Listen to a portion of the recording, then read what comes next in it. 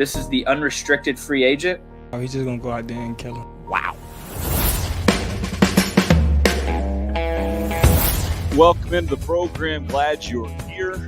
And I just pulled my microphone completely off the table.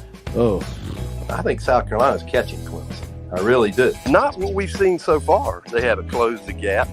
Defense, I'm going to tell you right now, they're nasty. They're going to be nasty all year. You know, I want to repent and apologize. I haven't really seen that. When you see black and white and you're calling it purple, I got problems with that. And they'll say, I told you, it's all about the deer talk. How about that for a start?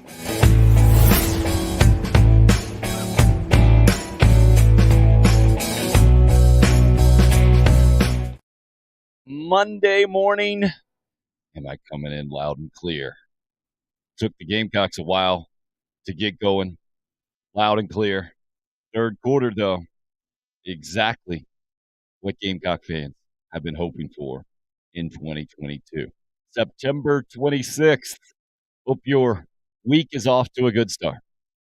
See you guys up and early, rolling on the live chat. Anthony in first this morning. Good morning, UFAs. Craig, BW's got the coffee and the football emoji. Well done, sir. Struggled around my house. That's why you got a little extra music this morning. The 7-year-old, a little anxious about a field trip, so the party issue and the whole thing. So this is just +1 coffee right now. This is coffee cup number 2. 1 second. There we go. Try not to be too obnoxious with the swig there. Oh, Roger, you're making me feel good with the sound report. Fantastic. And a good sunny outlook from you, RL. Good to see that you're in. Teddy D, all kind of pumped. Is that fireworks emojis and the flag waving for the President's Cup victory at Quail Hollow up in Charlotte over the weekend? I watched 0 of it. Absolutely none. I watched some interaction with Kevin Kisner afterwards. Hilarious. Retweeted something he put out there saying his teammates are weak at celebrating. Kins, glad to see the extra O's from you this morning. And Anthony, number 1, looked like a man among boys. We really want to go high class. We could go with amongst. I think you could have said there, Anthony. You're talking about Marshawn Lloyd. And absolutely he did. And why don't we start there? Since we just saw something we have not seen since Marcus Lattimore. I think it's the amount of yards and the 3 touchdowns in a game against an FBS opponent. Haven't seen it since Marcus Lattimore in the University of South Carolina uniform from a running back. That's pretty good company to be in when you're Marshawn Lloyd.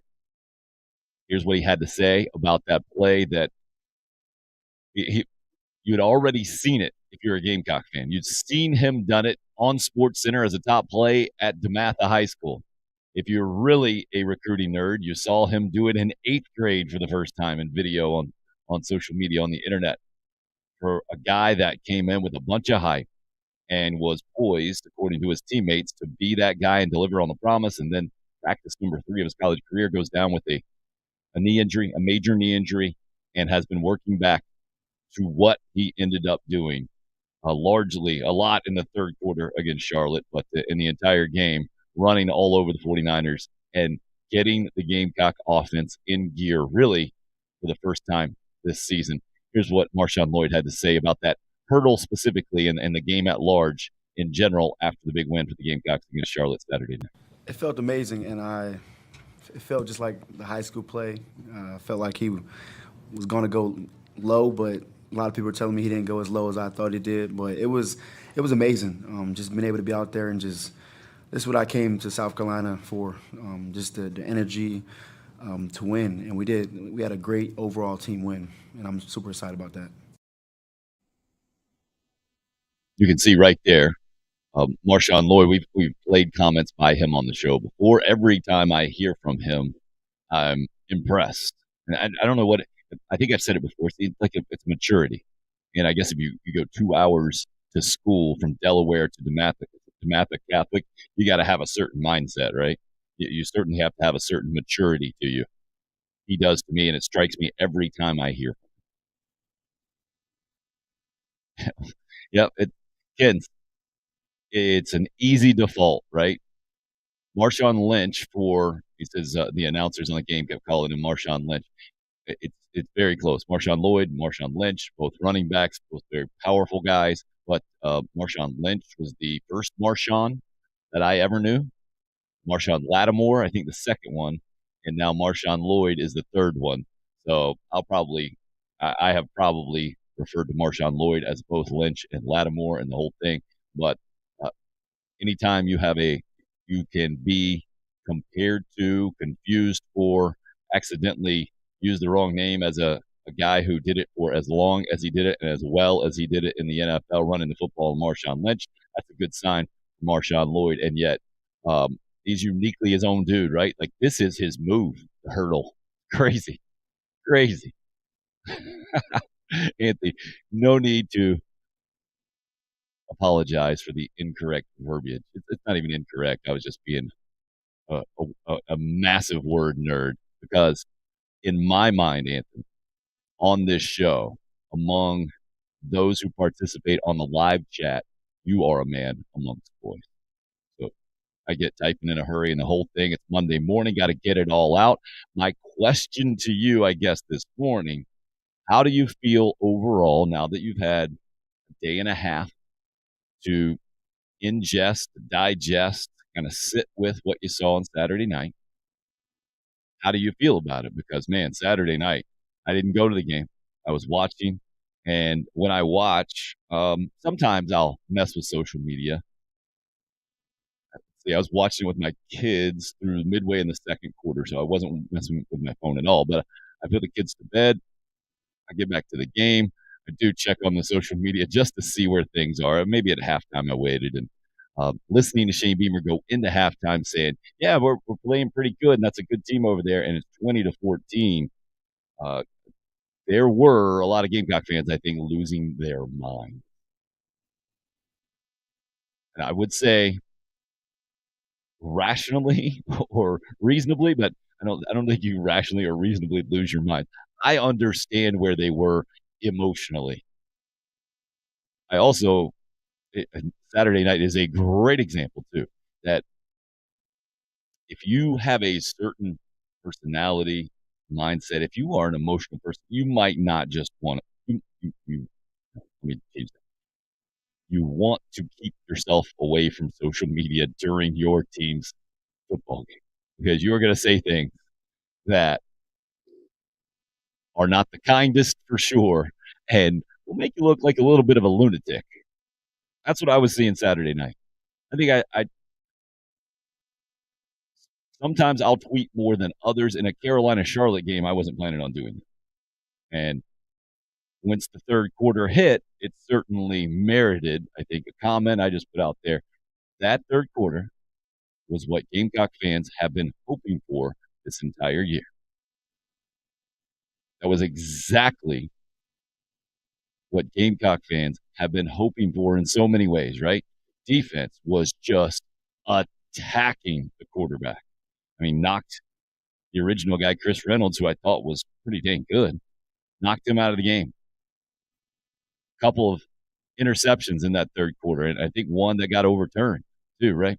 Almost another one. Almost a pick six. But it was a dominating performance in that it was clear who had the more talented players, and it was clear that the other team didn't have answers, right? So it was the combination of more talent on the field and then superior scheme as well. That's what we saw in the third quarter defensively. Offensively, we saw kind of not the opposite. We saw superior players for South Carolina and just making play after play after play, exactly what an SEC team should do against Charlotte. Ken says this team continues to get off to a sluggish start, even playing Charlotte at home. The first half wasn't pretty. All right, so this is what we're going to do. We're just going to, hey, I'm not here to judge. Not here to judge. Chris says, good morning, Tim, fellow Gamecocks. Welcome in, Chris. Ken does add great turnaround in the second half. DC just comes in, who was really salty a week ago. DC, you're seeing this, right? I hope you're seeing it. how you're choosing to focus your energy. You just say, what a bad broadcast. Not disagreeing. Just saying, interesting first comment, DC, from a Gamecock fan after that game. Because it was that third quarter was exactly what the program needed. I mentioned that fans had hoped for. It's what the program needed to stabilize. Not to. I'm not here to paint a picture of all roses and rainbows and unicorns and lollipops. I don't know if that's the whole thing, because that's not what it is, you guys. DC. I'm sure at halftime, Jens, you mentioned it, sluggish start. That first half was ugly. We'll hear more from Shane Beamer about the whole thing, and believe me, he knows. Third quarter, the program needed it because we got to get into the emotional roller coaster that it has been around Gamecock football, right? The end of the Will Muschamp era just nosedive and then almost like fractured. Like if we're going to use the plane analogy, right? The thing just barely have a black box afterwards to pick up the pieces. But then you get last year, you get the 7-6. That included a bunch of ugly games that I think some Gamecock fans conveniently forgot about, just have left out of their emotionally charged equation going into the 2022 season. They know 7-6, bowl game win against North Carolina, beat Florida, beat Auburn. Oh, this 9-3, 10-2, nothing to it. I think those are small minority. Don't get me wrong, but I think they can be loud and it can get overblown. The fact that that game was sold out, South Carolina and Charlotte sold out after that Georgia performance. Kudos to Gamecock fans. That's all you need to know about the South Carolina football fan base, in my opinion. That you could sell out a game after that. It was a lot like Texas A&M selling out the game after losing to Appalachian State. Man, that A&M Arkansas finish, wild. Big win for A&M, no doubt. We'll get to plenty more college football as we go, but we're starting. The most important thing in the state of South Carolina for most South Carolina fans, especially, was the Gamecocks in Charlotte. Clemson, what a game against Wake. Big win, big performance by DJU. I thought Wake had them. And then we had Wake plus 7.5 too on our show picks that we finished 3-2, by the way. I just knew we were going to lose that thing. I thought Clemson would get the 2-point conversion. They'd end up winning it by 8. Unfortunately, Sam Hartman, who played fantastic, ties the school record, and I think ACC record was 6 touchdown passes. Bad read on the last play, throws it in double coverage, never had a chance. And Clemson does what championship programs do. Go on the road against a good team, get the win. But they were really, really close to losing that football game and, in my mind, falling out of that elite category of college football teams, of a handful max right now, probably less than that. I go Georgia, Alabama, Clemson, Ohio State. Those are my elite college football programs right now. Thomas, I don't even know what that means, man. Open the gate on the mic audio just a tad. No clue what that means. If I can figure that out, I'll be happy to do it. Thanks for weighing in. Appreciate the help. Roger says, I said the Gamecocks needed to score at least 40 points, hold them to 20, have 500 yards, limit them to 300. They accomplished all that, though the first half wasn't quite up to par. Well, let's check out those numbers just to put a visual on them here on the video portion of the show. The team stats popped up right here. So Carolina, total offense, you got to go down about 3/4 of the way here, maybe a little bit more. Total offense, 545 to 292. Rushing yards, 295 to 79. That was the main concern coming in, right? Remember, you get out gained total by Georgia State. They outrush you as well. Massive concerns in game number one. This is what I thought we would see in game number one. This is what needed to happen in this game for sure. I was surprised Carolina, as efficient and productive as they were in the passing game, it seemed like they hardly passed. And maybe that's a good time to hear from Spencer Rattler. But Carolina ends up throwing for 250 yards. One interception from Luke Doty late. Did have the big long touchdown, long pass to Corey Rucker. I forget if it was a touchdown or not. It was garbage time. Let's hear from Spencer Rattler about what he saw in this ball game offensively, especially with Marshawn Lloyd sitting beside him on the podium and doing what he did in this game. It makes my job easier. It makes everybody's job easier when the O-line's blocking for the running backs and the running backs are making guys miss and making big plays all night. Marshawn went off tonight. CBS played a great game. The running game was on fire tonight. So we didn't really have to throw the ball tonight, but it's just one of those games, it was a great team win. We still had a lot of yards in offense and we had a lot of positives. So just to get back on that winning column, it's always a good feeling. To me, this is exactly what it should have been.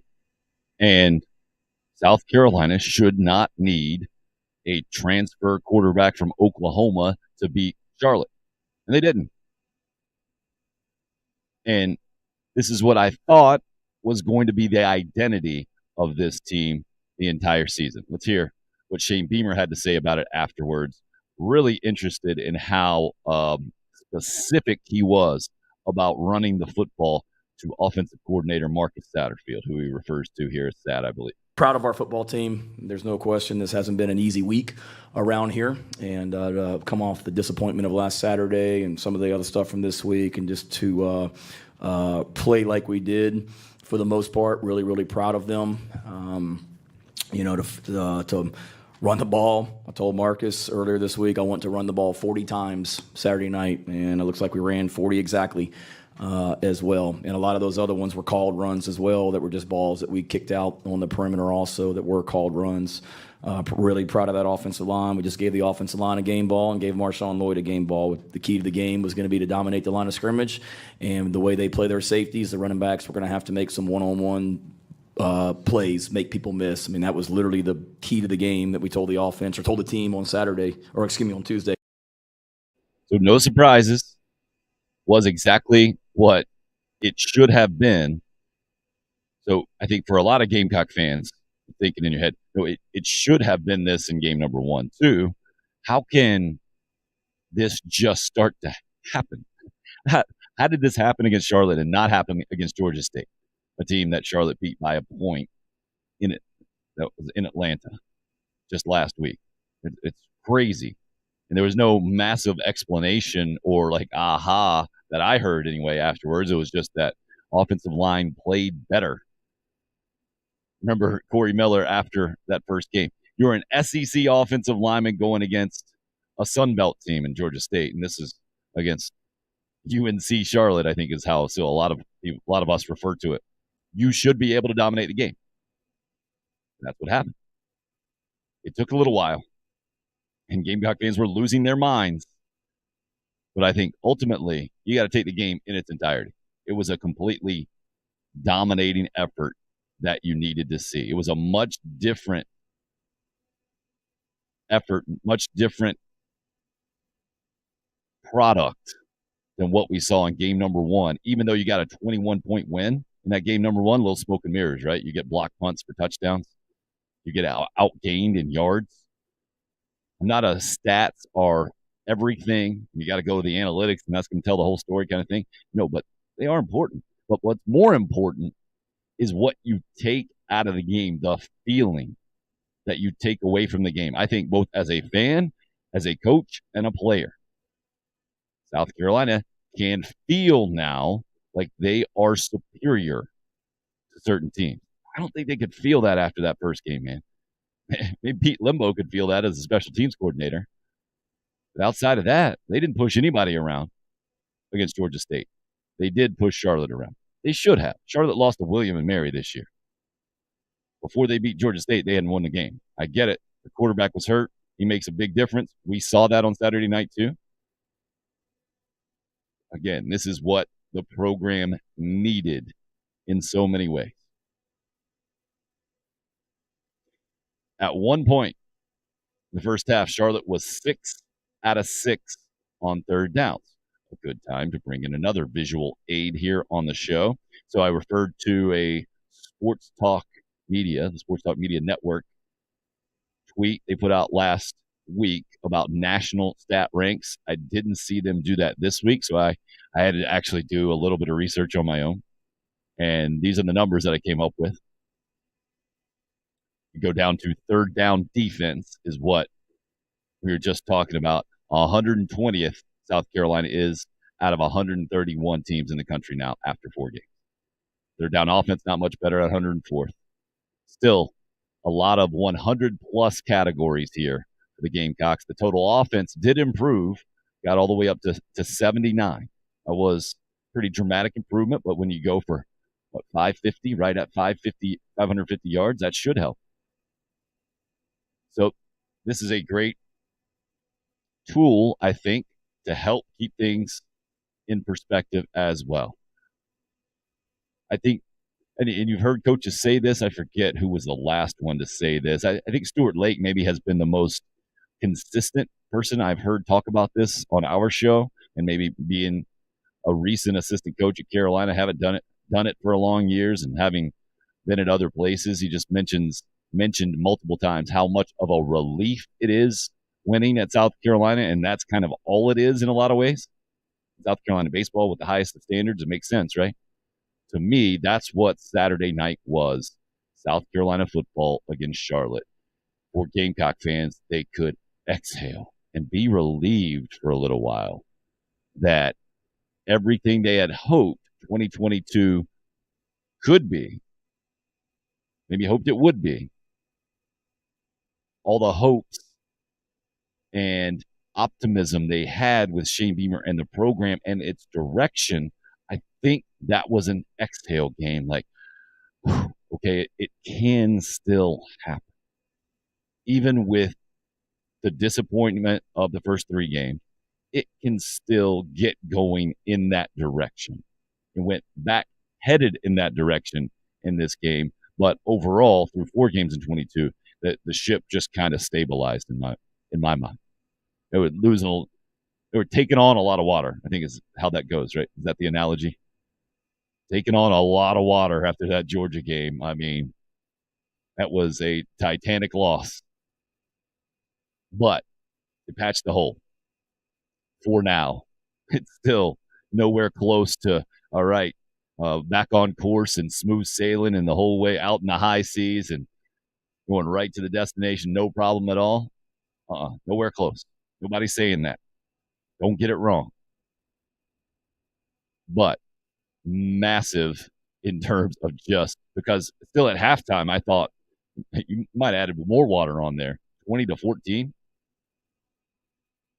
And it was pretty clear to me that Charlotte was at a serious disadvantage. Like Shane Beamer mentioned, the game plan going into Georgia State, more depth, more talent, right? That was the advantage for Carolina. Same thing for this game. And it was obvious. And if you continue to not pull away from teams where you're much more talented and you have much more depth, that's a big problem from a coaching standpoint. And it was a big problem in the first half. And the third quarter, it went away pretty quickly. I mean, my wife went to go get ready for bed. She came back out. She's like, what happened? I think it was the 22 points that happened in the interim. She was not impressed going in, coming out. Wow. DC says their QB was torching us until we softened him up.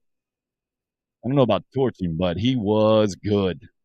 It was kind of dicing it up, and he had answers.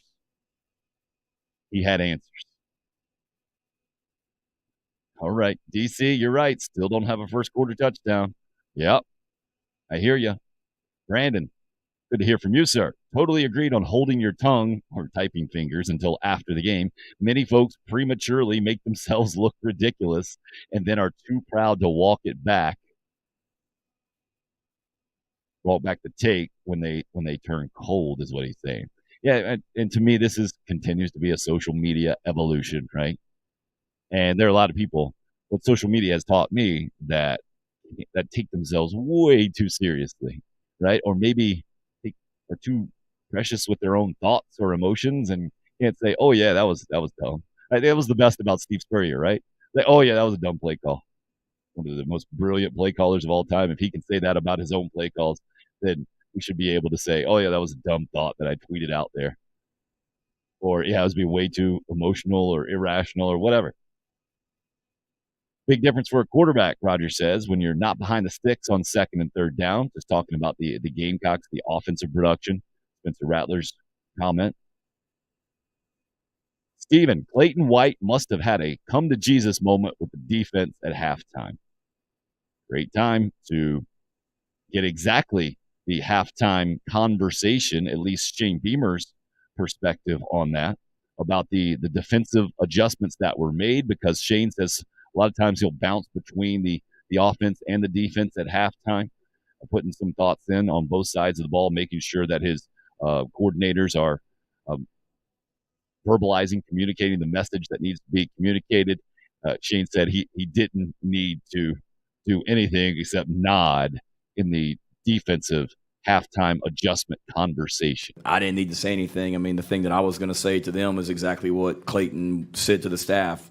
We ain't changing any calls. We just got to compete better, because we didn't feel like our guys were competing like we wanted them to. So I didn't have to say anything, really.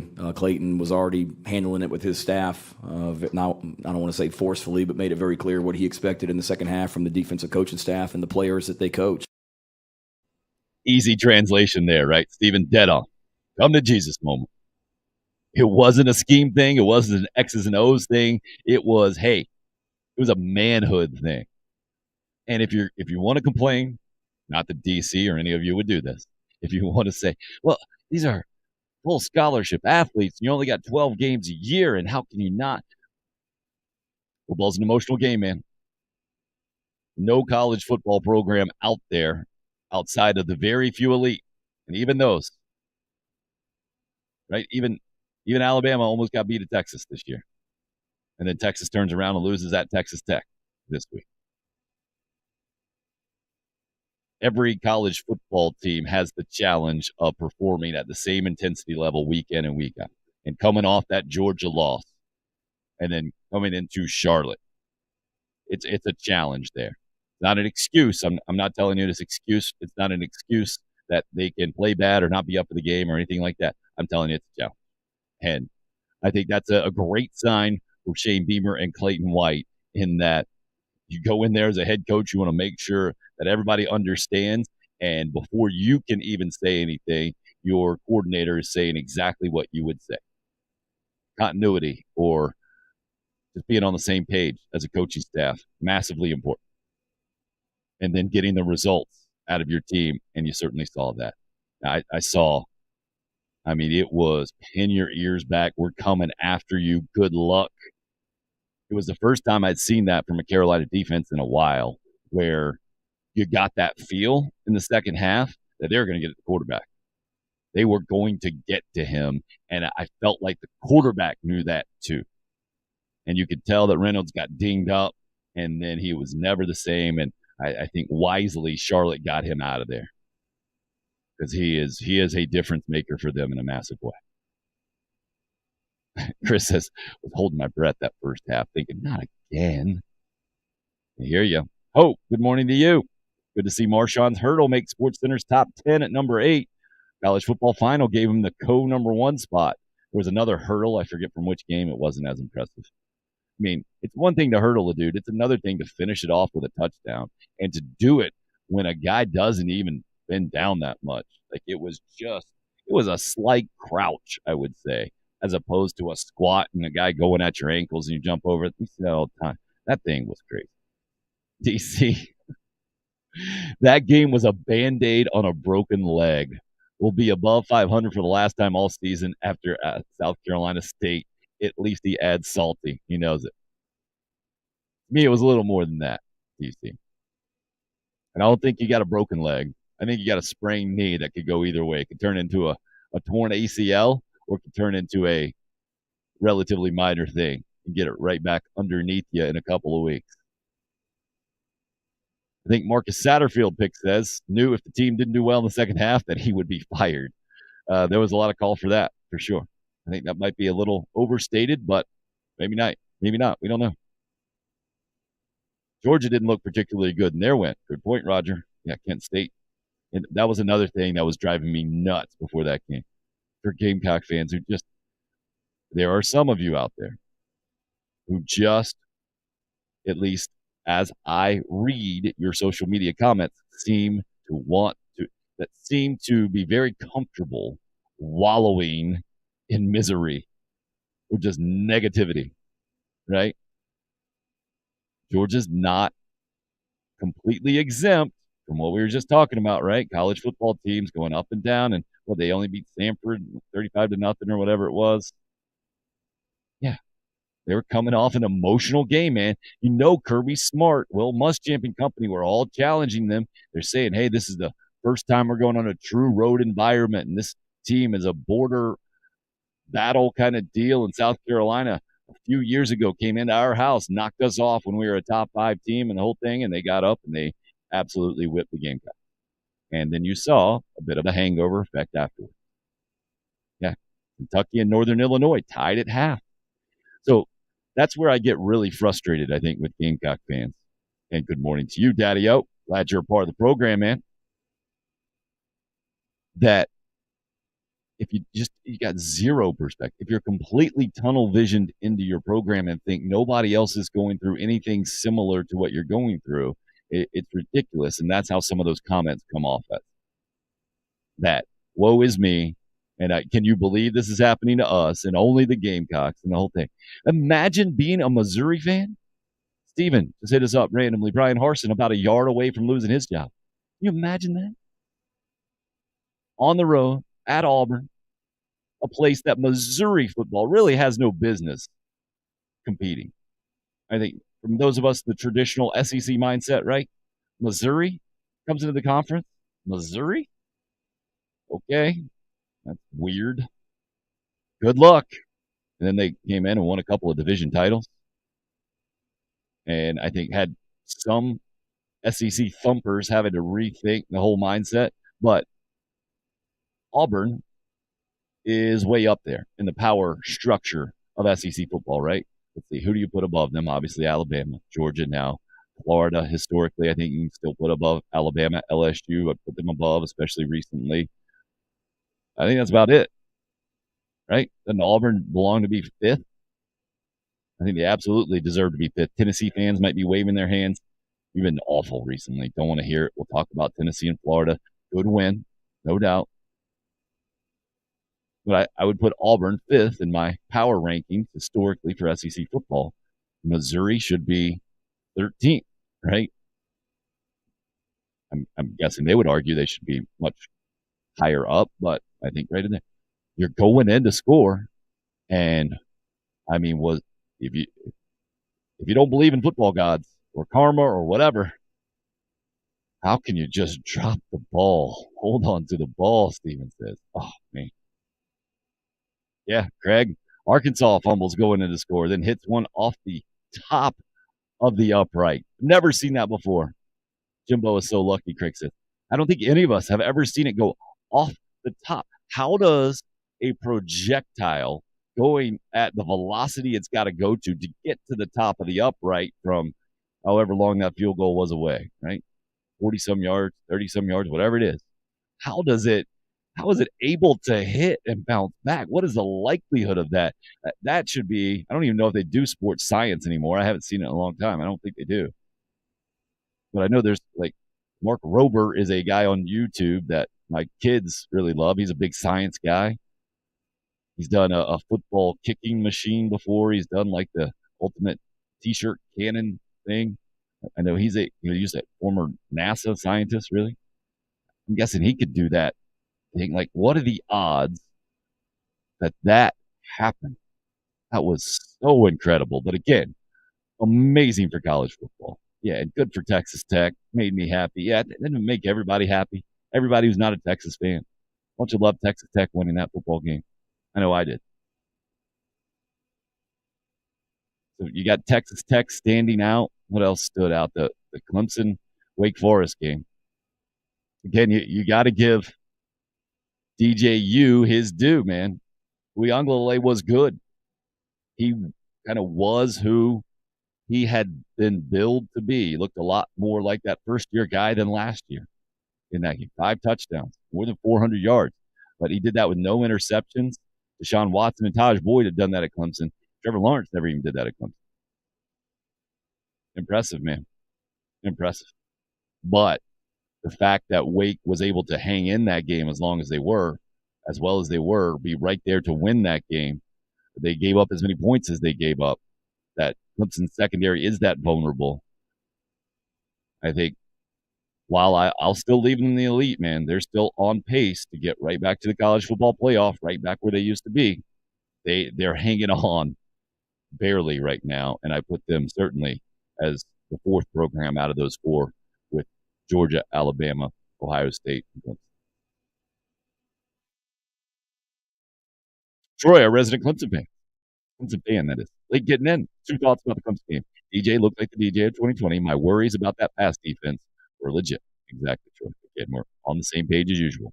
And how about that? Yes, Steven. How bad are the Miami Hurricanes?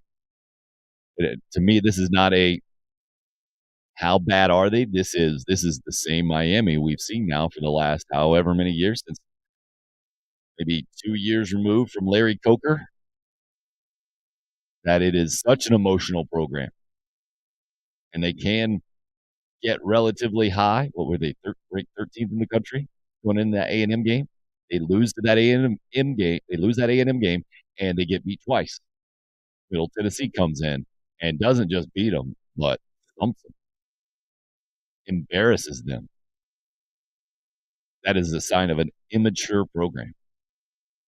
And I think in a lot of ways, South Carolina kind of going through those growing pains. Not the highs and lows, right? Not quite those extremes. I think Miami might be the most extreme. Troy says, the U is back. But that's what I'm talking about in that first half that we saw from the Gamecocks. Not an inspired performance. And then you see them able to do what they did in the second half. And Daddy-O, great point, man. Miami proof that September polls are worthless. Yeah, I think you can go back on the other side, though, and say Notre Dame, the kicking they gave North Carolina, and it is evidence that they deserve to be somewhere in that top 25, obviously not number 5 in the country.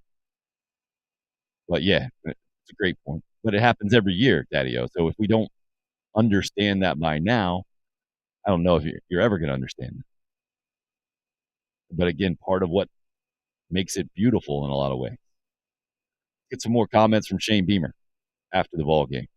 Oh, yeah, so talking about kind of the maturity of a program. Well, the Gamecocks have a chance, and they very much should / have to win their second game in a row this week. Otherwise, there will be some massive, massive problems in the program with South Carolina State coming up on Saturday. But Shane Beamer kind of putting it in this perspective after the win against Charlotte Saturday night. We haven't won back-to-back games here since we beat Eastern Illinois and East Carolina last season, game 1 and game 2. So all last year we were just up and down, win one, lose one, win one, lose one. And proud of the resiliency our team showed last year to never lose 2 games in a row and always come back. But it's time for us now to put another great week of practice together, which is what we had this week, and then go try and get better as a football team this week. That's what we challenged our guys on this week, was just block out all the other stuff and just get better. And they did, and we're going to need to again this week before South Carolina State comes in here. These were get-right games on the schedule before as soon as the 2022 schedule came out. I think most rational people, especially seeing Arkansas get up to top 10 in the country last year, knowing the history with South Carolina going to Arkansas, knowing that the last time the Gamecocks have beaten an SEC West ranked opponent was 2001. Say, all right, tough start, man. 1-2, likely. Then you got 2 get-right games. Then story of your season will be told the next 6 weeks. And that's exactly where they are. With one more week to get right to now, it's going to be really interesting for me to see. Shane Beamer's talking about up and down and win and loss last year. And you can give your team credit, right? You never let one loss turn into two. That's a good sign. But you never got rolling either. Well, if you don't keep things rolling against South Carolina State after Charlotte, they're never going to be rolling, you wouldn't think. But also, okay, now your players didn't handle the loss, especially defensively, like Shane was very clear about after the game on Saturday. He wasn't happy. Let's see if we give a little bit more about that. I think I got another comment about that. Yeah. Here's Shane talking about his defense and his displeasure with what he saw, especially early. I didn't like the way we started the football game on defense. Thought we were very lethargic. Didn't have a lot of energy. Disappointed a little bit in the competitive spirit. And then they responded. We challenged them, and the biggest thing I saw from that early in the first half, I mean, it wasn't like they were racking up a ton of yards. We just couldn't get off the field on third down, and disappointing to not be able to get off the field. We pride ourselves on getting off the field on third down and weren't able to do it. But they came back. Coach White always says those turnovers come in bunches once you get one, and we were able to do that tonight. So that was awesome to see. So didn't respond well initially from the Georgia game, which I can understand to some degree. The other hard part of me, I mean, you got beat down, you got starters out, you're playing against Charlotte. I get the emotional. There's not an easy emotional motivator, but on the other side is like, hey man, you got embarrassed. Now you got a chance to go dominate a team. You only got 12 a year. Well, of course you got to be ready to go, but that's not always that easy. Then to answer the bell, how they did and become dominant for the first time. I mean, that's the first time I've seen a dominant defense. I guess you got to give them credit for the Eastern Illinois game, the very first game where you shut out a team, you get a shutout, you're a dominant defense, right? But I think a lot of us just throw that Eastern Illinois game out because they were so bad. Eastern Illinois, I'm talking about. First time since then, that was a dominating defense from Clayton White. And I've never seen it quite like that in that attacking style where they were going to get the quarterback in the second half. They were going to get to the quarterback, and it seemed like Charlotte couldn't figure out anything to slow down that wave coming at them. The Garnet tidal wave, man. But just to hear Shane Beamer there, signs of an immature team, right? Defense doesn't come out playing with the effort that is necessary, the competitive fire that the program is built on and the whole thing. Now you got another challenge in that regard, taking on a less than marquee opponent. And there won't be a lot of talk. And it's going to be an early game. And the crowd most likely won't be raucous, right? You're not going to get it from the crowd. So it'll be interesting to see what happens there from that standpoint, how this coaching staff can get their team to respond.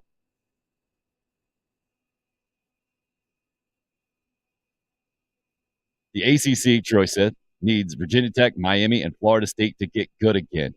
I don't dislike Virginia Tech, but I absolutely hate Miami and Florida State. Can't pull for them. Well, it looks like Florida State is certainly holding up their end of the bargain now. Complete dominant against Boston College, starting with the opening kick. Complete dominance. Yeah, I didn't get that, Craig. Interesting. The Charlotte quarterback looks exactly like Perry Orth. He was good, man. He was really, really good, I thought. Yeah, and man, that running back from Missouri, that's got to be rough. I can't imagine having the game won, reaching the ball out or getting ready for that ball to cross the goal line for a program-defining loss for Auburn, where I'm with whoever put that comment out. I think you would have been gone. Brian Harson's done. If they see you, good try. We're done with you. Moving on. But it didn't happen. It got fumbled right out. It's almost like, I mean, you talk about an amazing story.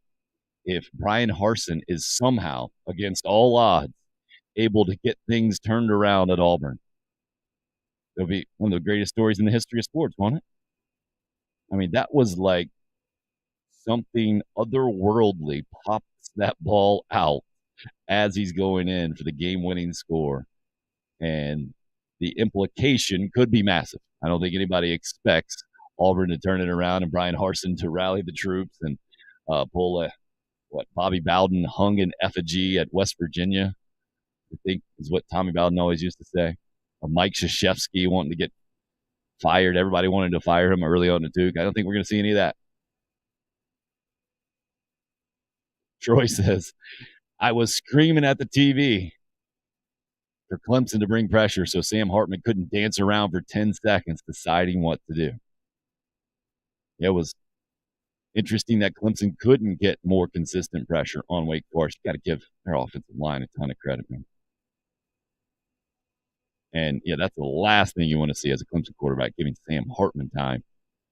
Wake's receivers, good players, giving them time to have the success that they had. All right, and from the Gamecock perspective, it's all about running the football. If South Carolina can run the football, they got a chance to win some games in the SEC. To me, it's that simple. And I mentioned it even before the season start, right? You must run against Georgia State. You can't run against Georgia State. How are you going to run against anybody else? They didn't run against Georgia State. They didn't really run against anybody else either. Maybe built up a little confidence being able to run the ball slightly against Georgia, but then doing what they did against Charlotte. I don't know what that means moving forward. I really don't. You should be able to dominate Charlotte. You should be able to roll up a bunch of yards. Their defense is not good. But at least to show Gamecock fans that, this is Shane Beamer after the game talking about the run game. Well, I don't know how often I've been that specific about running the ball 40 times, but I don't think Sat needed me to tell him that. I mean, it wasn't like he was Don Coryell or somebody out there trying to throw the ball. Look that one up for all you young guys. Trying to throw the ball 60 times. I mean, he wants to run the ball as well. We all do, and knew it would help Spencer and help our entire offense if we could just get this run game going. And, I believe in running the football, and so does our offense and offensive staff. Well, where that's so confusing to me, and I'm guessing to you out there, logically, is that you knew that going into Georgia State too. And yet after the game, we heard that the way that Georgia State plays defense, Shane Beamer said he knew it was going to be difficult to run the ball. They were going to have some second and longs and third and longs. Well, I would think you'd find something. If you knew that going in, you'd be able to counter it in some way to nullify any sort of scheme advantage or scheme focus, whatever they were doing, whatever you knew they were going to do, you would have an answer for. You would have the counter move. Speaking of counters, I thought it was really a strong move, too, that he mentioned. That's exactly what they were running mostly. And Shane Beamer's thoughts on the offensive line, I think, what we need to hear from now because of how important they are in the run game and for the program's identity moving forward, really.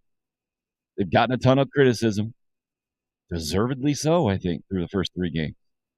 They deserve a ton of credit for what happened against Charlotte. But again, you got to keep in mind, they're an SEC offensive line. That was Charlotte. You should do that. Here's Shane Beamer on his offensive line.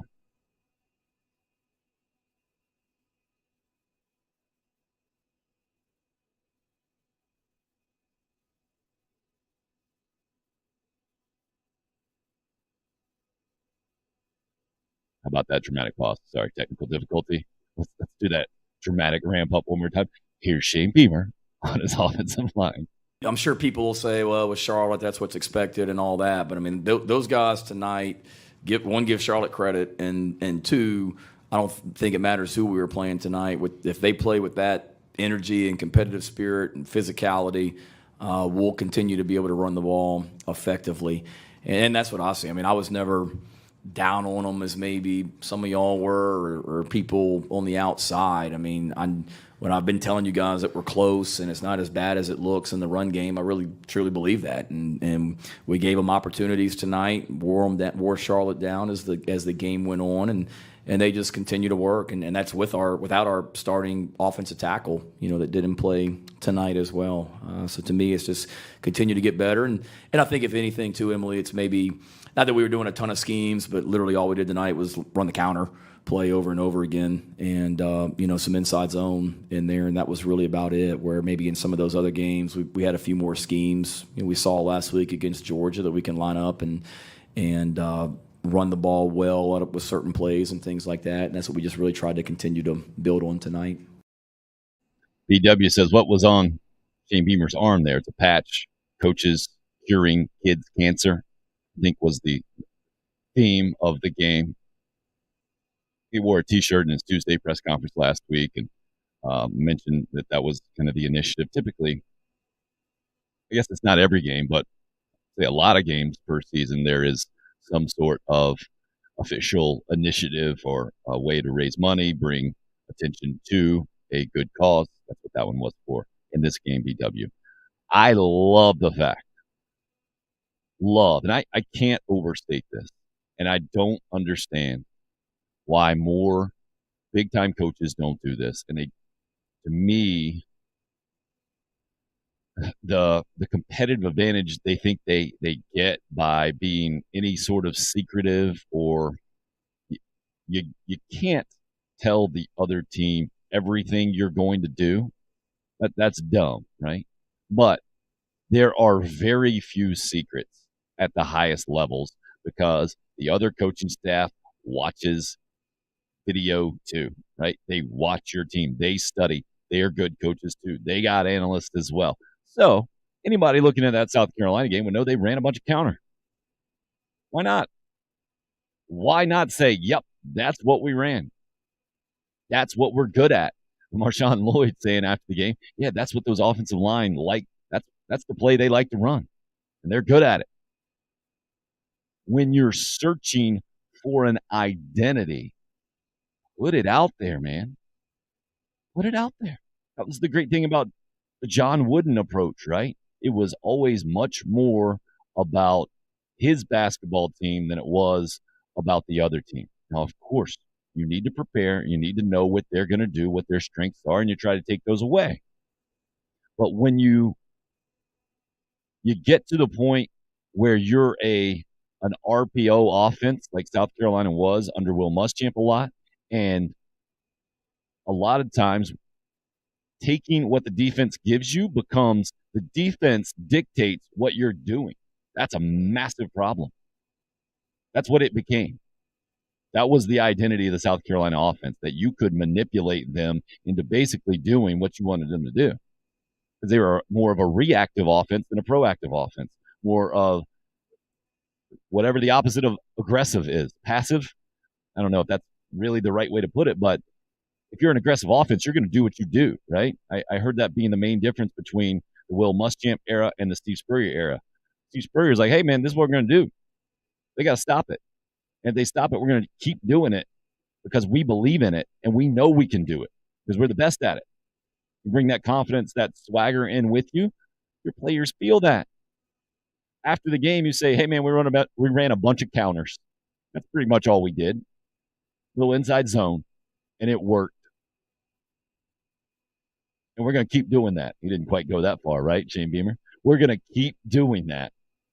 And if our offensive linemen keep playing how they played tonight, he did kind of say this, that we're going to have a chance. We're going to be good. We're going to be able to run the football. That's what I think those guys need to hear.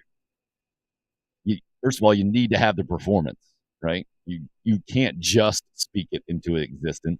But then when you do see it, then you can start building on it. I feel like that's what Dabo Swinney was so good at Clemson. Building on what they were good at. Building the belief and then adding players to it and keeping it going and then just better and better and better until they were at the top of college football. Josh, not complaining about our win. Enjoyed watching us dominate in the run game. I love the precursor there. Good preface, Josh. But thought we'd see us try a few more downfield passes against that secondary. Didn't Shane Beamer say a few weeks ago we have an NFL quarterback, NFL wide receivers, NFL tight ends? I'll add in there for you, Josh. We're going to use our best weapons to win ball games. Maybe I'm wrong about that quote from Beamer or Satterfield. That's the thing, and that's where we heard from Spencer Rattler earlier. Didn't really have to throw. You don't have to throw. Why would you? And to me, unless that's your identity, right? And again, still figuring out who they are.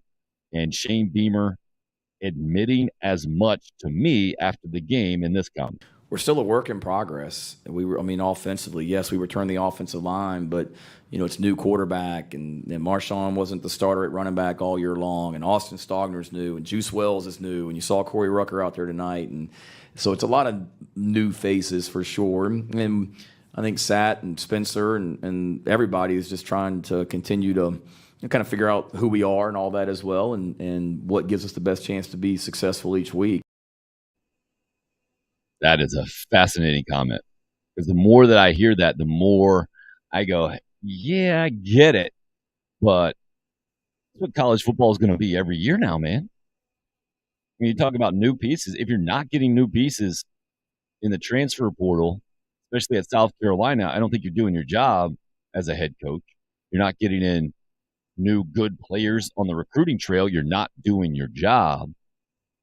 To me, that's more of an offensive coordinator, or just an offense in general, maybe a new coaching staff, an inexperienced coaching staff in a lot of ways. Marcus Satterfield, no experience as an SEC coordinator. Shane Beamer, no experience as a head coach. To me, that's what that is, as opposed to new players or new pieces. And it's a lot. I've said it before, too. It does sound a lot like Frank Martin, how he used to say during the season, like, hey, yeah, I'm still getting to know these players. They're still getting to know me. And that was hard for me to understand, too, with all the time these guys spend together and all the money that head coaches are paid. Like, hey, you're just working it out on the court. But there still has to be that. You work it out on the field in a different way than you can do it in practice, for sure. And so I think that's what Shane was telling us there. Also, he was affirming that all the questions, all the conversation we've had about what's the identity of the Gamecock offense, very reasonable conversations to have. And that they're still trying to figure it out. They don't really know.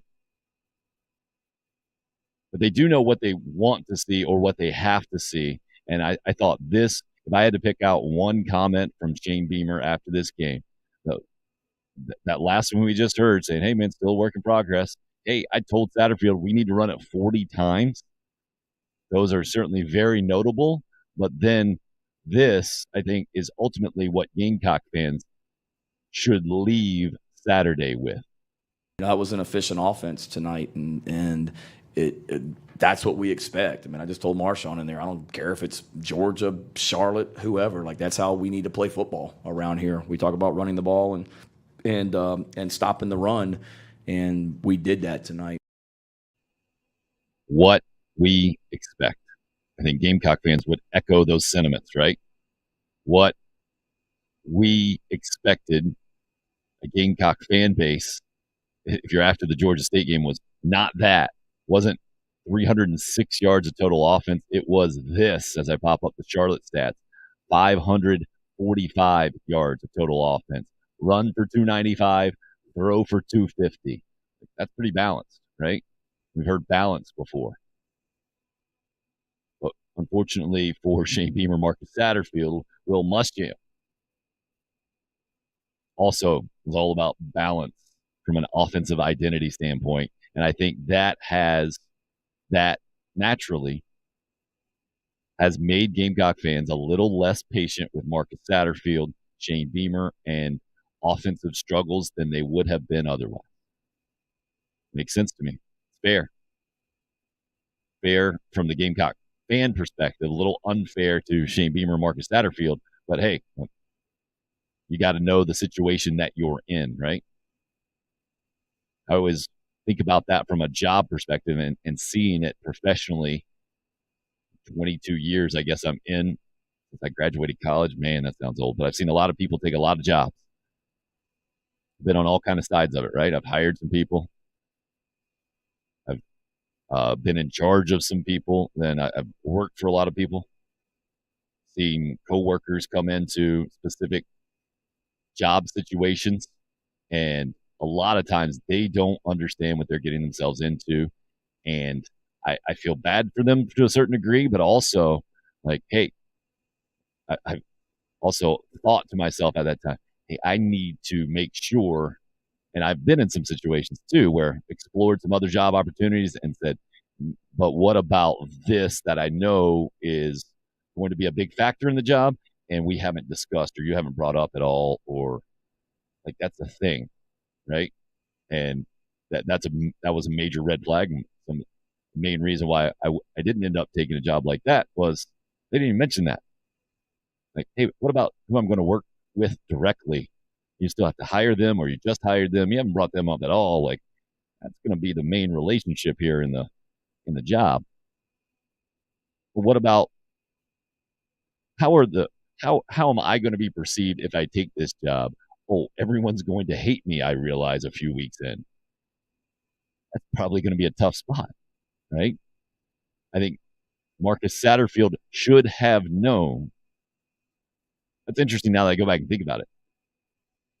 Taking over for Mike Bobo, who gave the job up and went to another SEC school and did it and kind of publicly embarrassed Shane Beamer in the process, right? They have the press conference. Shane Beamer, hey, man, we tried to hire this guy at Virginia Tech. Really appreciate his experience, his identity, everything that he stands for. This is exactly what I need to have an experienced offensive coordinator as a first-year head coach. A couple days later, peace out, Shane. Heading over to Brian Harsin. Thought it was going to be a major raise. Turned out it wasn't so much about the money, apparently. I don't know what it was about. It wasn't about the money. Maybe just think all Auburn football is up that totem pole and South Carolina is not. But so Marcus Satterfield comes in, and when Shane Beamer says balance and Marcus Satterfield says balance, and then you say you've been around Joe Brady for the Carolina Panthers and you saw what he did at LSU, obviously have learned some things. You've been around balanced offenses, or that's what you've been with Matt Rule before, and he's obviously had a bunch of success in college football. Well, those have different kind of connotations at this point, and you got to understand that you're associated with that. Craig says, if Marshawn Lloyd didn't get 17 to 20 carries every game, they should all lose their job. I hear you. Troy wanted to throw in as off the subject, but the Green Bay Packers defense made the so-called, what do you mean the so-called GOAT? You're telling me Tom Brady's not the greatest of all time? Looked like a kid because they made one play on a 2-point conversion, or, I mean, it was a defensive slugfest, but your Green Bay Packers didn't exactly run up and down the field and score a bunch of points. And yeah, if Aaron Rodgers said he saw something on the Jumbotron, kind of steal credit away or make himself the headline after that game, that was weird, but Rodgers is a different dude. York says, some of you do realize we were trying to get our run game going, right? What's this about no passing, not passing enough? Daddy, offensively, you got to do what you need to do, not always what you want to do. Got to go with what your guys do the best. But that's the thing, I think. We're still trying to figure out, and that's what Shane Beamer's kind of alluding to as well. What does Carolina do the best? Brian, what are you talking about? You heard it here first, maybe fifth. That would be amazing if they actually meant to say that. Will Muschamp's going to be the head coach at Auburn. Deion Sanders is going to be at Georgia Tech, the ATL. Now, the Deion thing wouldn't surprise me. If I would love to see it, but it will never happen.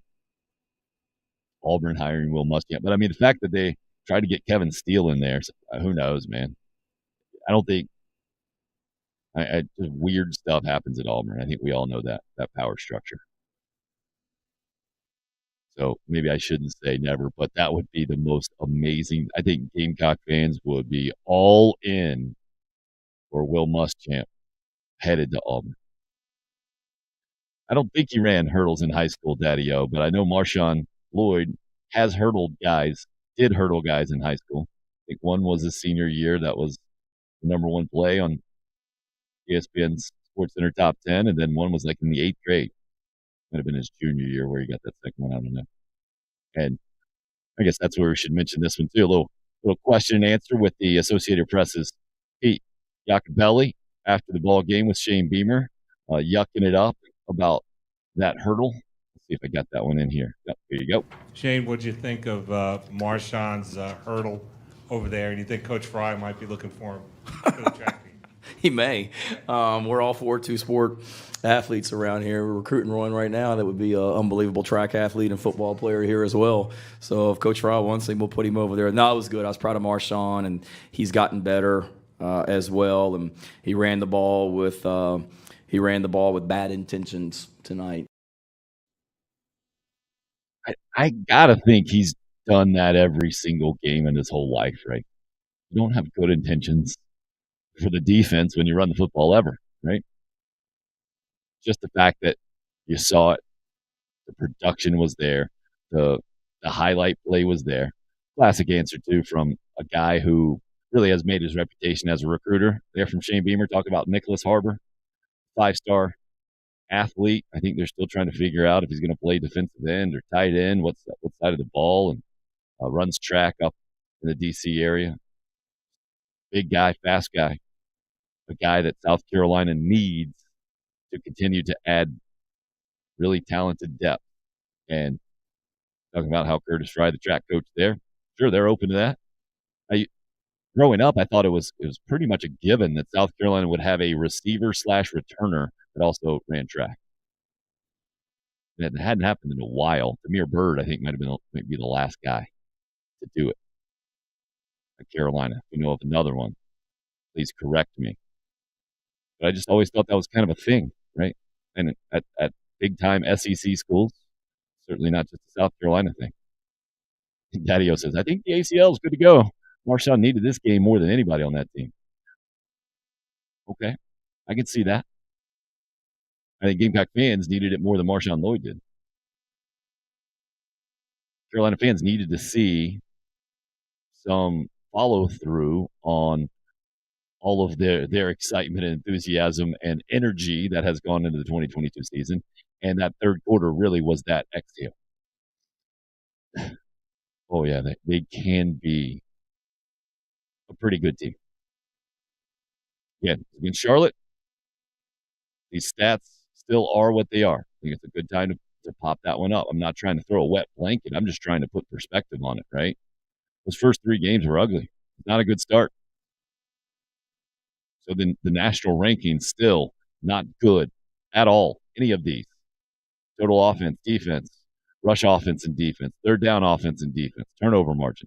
Most of them 100 plus out of 131. Not good.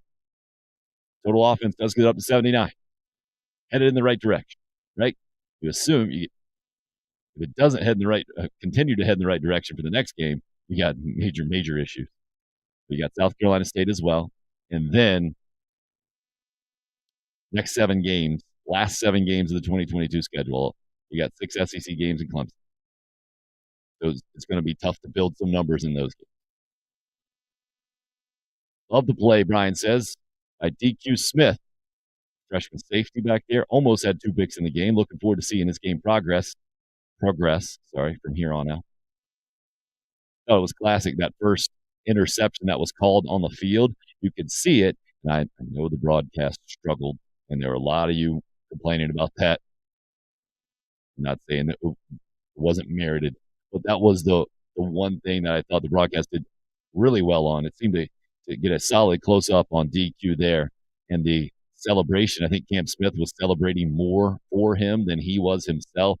And I just thought as I was watching it, like, I don't think he thought he. I don't think he thinks he caught it because he was kind of looking up at the jumbotron, or looked up a lot sooner, or like it was like almost like a questioning look up. Like, I hope that thing shows me something that I didn't feel, and that turned out to not be a pick, but he got one back not long after that. It was that attacking defense just getting after Charlotte that I'm guessing one person in particular could appreciate and really felt good seeing. Somebody who this time last week was as fired up as I've seen him. And I'm guessing feels a little bit better today, assuming he hadn't spilled coffee all over himself. I saw you sipping that thing, Corey. You good this morning? How you feeling, man? I'm feeling well, Tim. I'm sorry again. I'm in the big city of New York and trying to find a spot. This morning took a little while, but I'm in Starbucks. So if I spill, I'm easily connected to a little refill. Nice work, man. What you got going on in the big city? Well, they invited me back for Legends Weekend. A couple of my teammates are going into the Ring of Honor tonight before we play the Cowboys on Monday Night Football.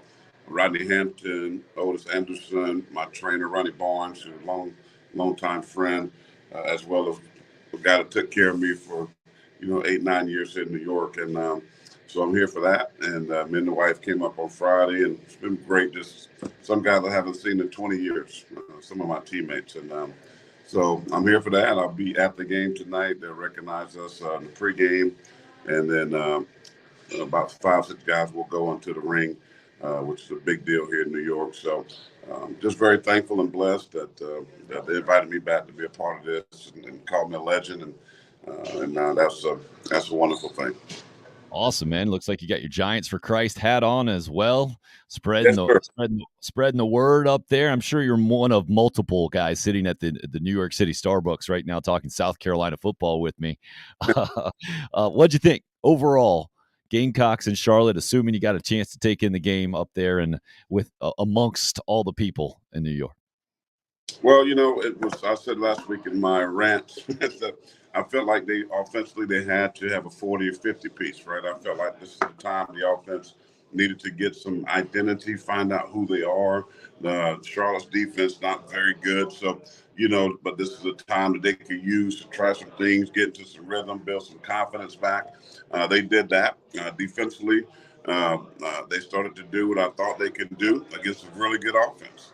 So I think I came away more impressed with the defense, Tim, because this was going to be a test for them. That the offense of Charlotte has been very, very good, and they got a little bit of that nasty back, created some turnovers, things that they did very often last year. So I was excited about how they played. But again, people in our world are going to say, well, it was UNCC. I mean, how much can you really take away from this game because of the competition thing? We know we're going to hear that. But at the same time, it's about building the confidence and getting back into a rhythm and continuing to move forward. Again, I said that, these next 2 weeks, you got to do that because the game that I'm really, really looking, I don't know, I'm jumping ahead here, is my judgment is going to come more against Kentucky on the road because that's the team that I think South Carolina has to jump in front of to climb this mountain, to continue to build the type of program that they want to build.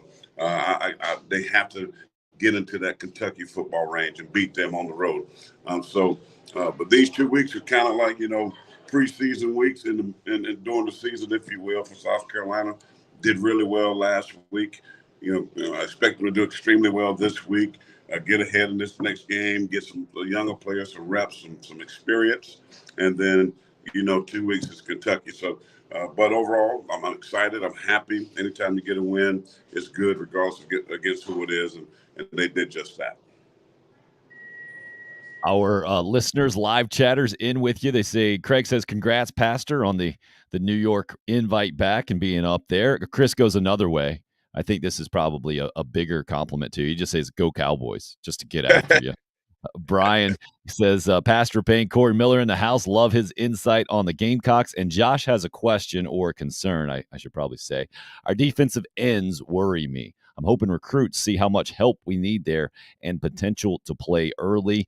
Jordan Strawn goes down, another injury. I think Terrell also out. And so you saw some inexperienced guys there and some lack of depth right now. As a former guy who put his hand down in the ground, and even though you didn't like it, I think back in the day at South Carolina, what do you think about the defensive ends right now specifically for the Gamecocks? You know, one position group that I watched when I went to practice was that group. And I came away, one of the reasons I said nasty, because what I saw, even from a lot of the young guys, they have depth, that defensive end position. They have some talent. They got guys that just need meaningful minutes. They need the reps. They need to get in there and get those live bullets, as I like to call it. But I'm not so worried, because I do think some of those young guys may be a little bit more athletic than some of the older guys. Been honest with you. They just need the time to play. Jimmy Lindsey, that defensive line, the coaches I really like a lot. I think they're excellent teachers. They're good at getting the guys in the right position. I know they struggle some early from a defensive line standpoint, but these young guys, I hear what the listener is saying, and the reason for concern or worry, Tim, but I will say that they got some dudes, some young dudes that can play. The thing is, need reps. Will they get them ready to go up to speed enough that they feel comfortable putting those dudes in the game and letting them rock and roll? The thing you have to do when you have young guys like that are talented, you got to simplify things for them, because you're going to see a lot of wrinkles from offenses. You're going to see tempo. You're going to see teams like a Tennessee that plays fast, where you ain't got time to be thinking. You just got to line up and play. So when you got young guys like that, that's on defense, you can really catch them up to speed a little quicker by simplifying what they are doing. So you want them on attack mode. You want them to, hey, go just set the edge, keep containment, play fast. Those, call things that allow them to do that. Because when you have these young guys thinking, and they got what we call read and react, it slows them down. You want them to play fast. They mess up playing fast. So I will say, I think they got 2 or 3 backups that I saw in practice that people don't get to see, that are pretty daggone good football players. And I think all they need is some reps and some experience, and they're going to do well. Interesting stuff there, Corey. Defensively, I mentioned a little bit earlier today, really the first dominating performance I can remember under Clayton White outside that shutout against Eastern Illinois to start the Shane Beamer tenure, which I kind of throw out because Eastern Illinois was so bad. The way that Carolina was getting to the quarterback, hitting him, obviously knocked Chris Reynolds, their starter, out, then causing some havoc with the turnovers. Hadn't seen that. Do you have an explanation for why we saw it be as effective as we did against Charlotte, and maybe why we don't see that more? Or was that just a product of SEC talent versus Charlotte talent, and they didn't have much of a chance there, that 49ers front five? My days of when I had to try to take the SAT, and which I didn't do too well on, by the way. So, but I know this answer. I'm gonna circle, and one of the answers is going to be all of the above, right? What you just said, all of those things. I'm going to go with D, all of the above. I think it's playing who they were playing. They were better, they were bigger, they were faster. I think also the guys, when you lose, when you lose, man, and you look at yourself and you reevaluate what you've seen on that tape, because the big eye in the sky don't lie. You work a little harder. Maybe you put a little bit more prep into your practice. But I also think is this. I think coaches have looked at some things and said, hey, this is where we are. This is what we've been asking our guys to do. Maybe we simplify. We got to make our guys play fast. We got to help them play fast. And this is the game to do it. This is the game to experiment. Maybe it's some play callers, maybe it's some blitz packages, some dogs, so we can get after this quarterback, because they knew this quarterback can throw the football. They knew this quarterback can move the field. They got some dudes on the outside for Charlotte that can make plays. So they had to affect the passing game. So I think you saw the game plan change to be more aggressive. I think they felt better with their DBs matching up with Charlotte's wide receivers. So all of the above, I think those things matter based on how these guys play, Tim. And you look at what they have done in the last couple of weeks, they needed to play like that. I mean, because I thought they started to lose their confidence. I don't think they quit. I know Phil, I have a problem with Phil Kornbluth's question. I don't think they quit, but I thought they felt defeated against Georgia because I know as a player, when you feel like you can't stop somebody and you're trying to play well, you start to hold your head down. After the extra point, you don't run off the field. There's no excitement. There's nothing on the sideline. I felt that they felt defeated last week, and this game helped them to rejuvenate and to build back some confidence. And so I was excited by what they did on defense. And listen, Coach White is a really phenomenal coach. And, when you suffer some injuries, which they had 5 guys out against Georgia on defense, you got to try to fix some pieces. You got to go into the lab and start doing some other things maybe that you didn't intend to do this early into the season. And you got some new guys in there, so you got to dial back maybe some play calling that you couldn't run because of the inexperience. So all of the above allow them to I think play better. And sometimes when you play these younger guys, you just want them to go play fast, and that's what they did. And now let's transition that to this week, right? South Carolina State, they just lost, I think it was their 7th straight game in the series to North Carolina A&T over the weekend, 41-27, that final score. It seems to be, on paper, Corey, another opportunity for this team and that defense that you're talking about specifically to get young guys in there, to get meaningful reps, to be able to develop a game plan, but one that's not just for the upcoming opponent, one that can have kind of broader benefits, if that makes any sense. Do you see it that way as well? Absolutely. You got to have that. This game got to be a 2-quarter game for the starters, right? This has got to be a 2-quarter game for these starters. Get in, you take them, boom, boom, boom, go up down the field offensively. Defense should be able to stop them with 3 and outs. This game should be out of hand early, and you want it that way because you want to get these guys in. You want some valuable minutes, game time minutes in which they should have success against South Carolina State. And so you got to build because the teams that do well in this conference, the SEC, have great depth. Alabama, the LSUs, when they were on fire, A&M, these better teams, Georgia, obviously. Even now you see Kentucky and 10 teams like this have built up depth.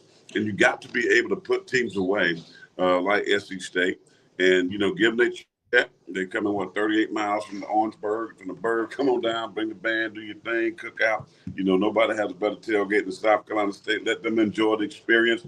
Hey, here's your check, buddy. Pew, you want to use a Gamecock with one? Hey, here you go. But we're going to put about a 60-piece up on you.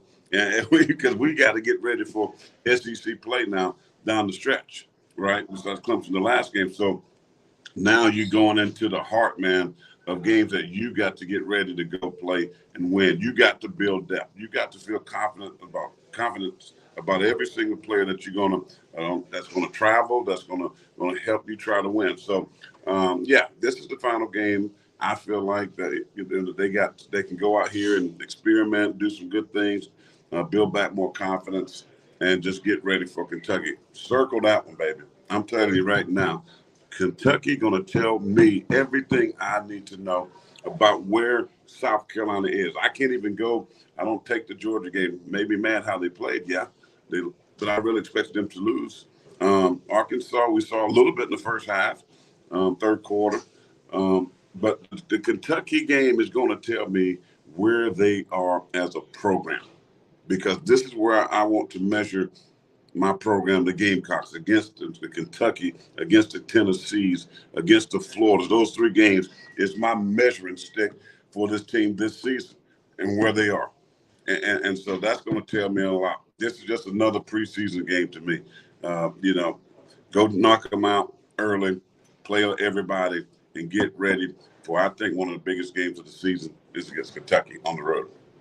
Kentucky's up to number 7 in the country, I think, Corey. I think Tennessee's at number 8. Clemson's at number 5. So all 3 of those still left on the schedule, not counting Texas A&M, a few others. still going to be some challenges for sure. I see you shaking your head there, man. So why don't we go Florida? You mentioned as well. Why don't we go with that game over the weekend? Florida, Tennessee. What'd you make of that? I thought Tennessee did what they needed to do. I was impressed that Florida made it as close as they did, especially down the stretch. To me, from the South Carolina perspective, that game was pretty highly concerning in that both of those teams and programs look to be improved. What about you? I love Billy Napier, by the way. I think he's an excellent football coach. They knocked out Utah at home, a game everybody thought they would lose. Of course, they come back and struggled against South Florida, had to come back late, win that game. South Florida had to make some mistakes. And then you go on the road, SEC East opponent, a big rival for you, and you almost pull out a win. I think Florida's a good football team. And people that, Florida, this, that, and the third, Billy Napier's first year. Listen, they got a quarterback. I know people had him in the Heisman conversation, but then he, hadn't thrown a touchdown pass here up to this game. And, but AR-15, they like to call him, he calls himself, I should say, is dangerous. I mean, the dude can run. He can throw. He has a big arm. They can run the football. They're physical in the trenches. And that's what you have to be. And they play some pretty good defense for the most part because Tennessee is tough to stop offensively. You just kind of you got to limit them and be good in the red zone. Hitting Hooker is amazing. Transfer from Virginia Tech. I mean, this dude they got dudes. I mean, on the outside, they got big play receivers, but to go in that hostile environment and that game to come down the wire that you didn't give up, and it was kind of a back and forth thing. Mad respect for me. Mad respect for me how they played Tennessee because I think Tennessee, I felt like a surprise team would be in the East, that if anybody could supplant Georgia, I thought it was going to be Tennessee. The only thing that worries me about them is defensively, I don't think they're really that good. So they got to score a lot of points. They get in the shootouts. That's how they're going to win games. They're going to play fast, hoping to tire you out and catch you with some big plays over the top. But again, mad respect from the Gators. I still think the Gators are a top 25 football team, top 20 team. If you got to go in the swamp, which I believe South Carolina has to do on the road, Ben Hill Stadium is going to be hard because they are good enough to win. That's what I'm saying. It's a tough – South Carolina, when you mentioned those teams, I'm like, wow, it don't get any easier, bro.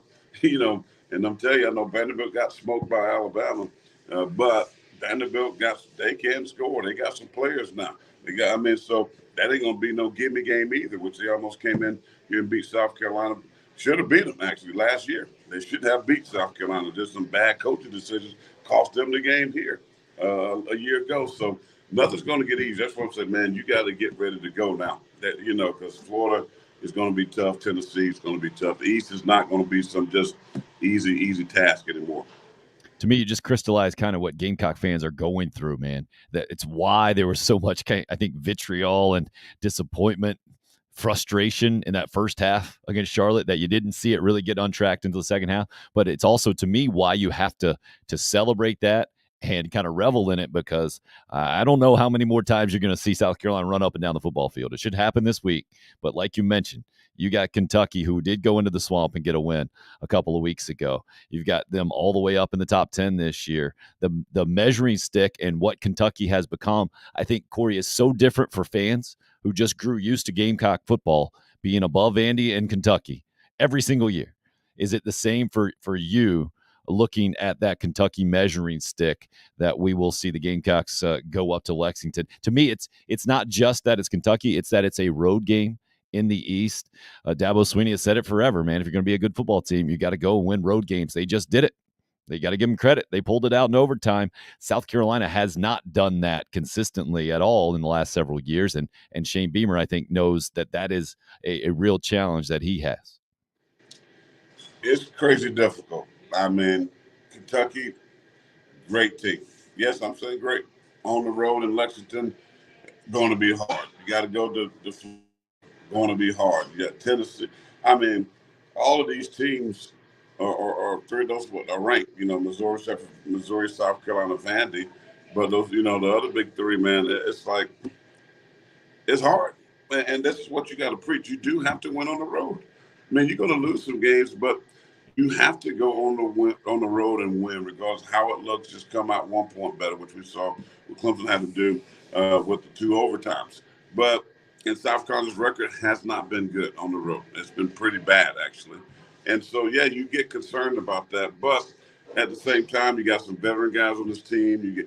You got some guys that have been there, have played meaningful football games for your program. The leadership has to step up. You have to be good on defense. How do you win on the road? Defense, running game. You know, you got to stop the run. You got to be able to run. Two things South Carolina has had a problem with, you know. So they have to fix those things quickly, because if you're going to win or have a chance to win in somebody's backyard in the SEC, you have to be able to stop the run. You have to be able to run the football with consistency. Keeping their offense off the field, resting your defense, you know, putting together some drives and sustain those types of things. And they have to continue to go in the lab and get better. And while they're doing this now, hopefully getting healthier, getting some guys back, getting some depth back, and then you make a run. So, you know, they study everything. They know everything. They know what they're up against.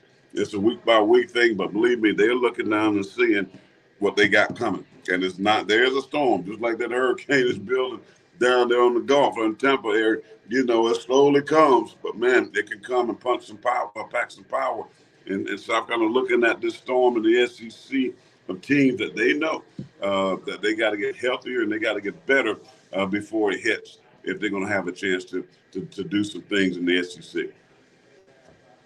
Got questions about both those things you mentioned, stopping the run, being able to run. Let's go with Craig's question about stopping the run. He says, Corey, would it be a terrible idea to play 3 defensive tackles and 2 defensive ends against Kentucky to try to stop the run, or am I an idiot?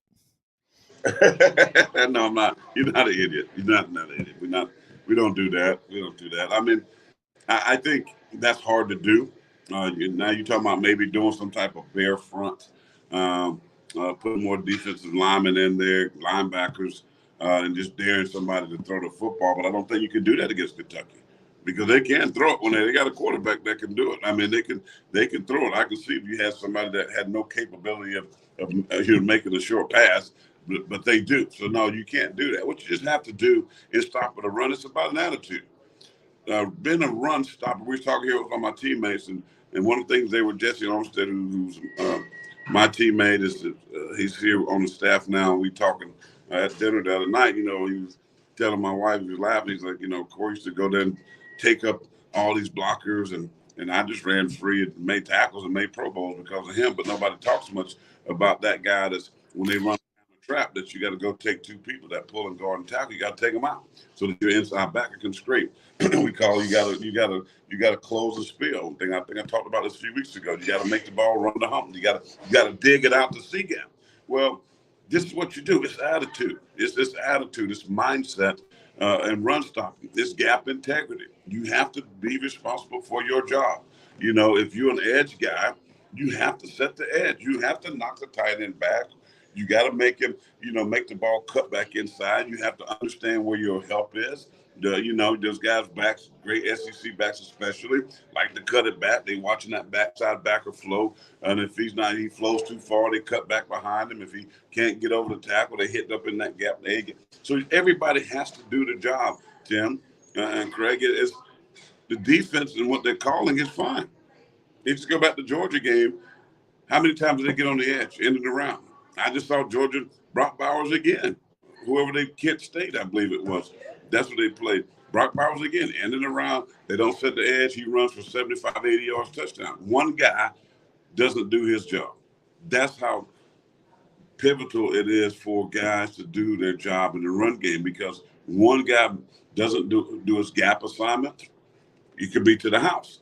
So that's what I'm saying. The things that this defense have done, it hasn't been a physical thing.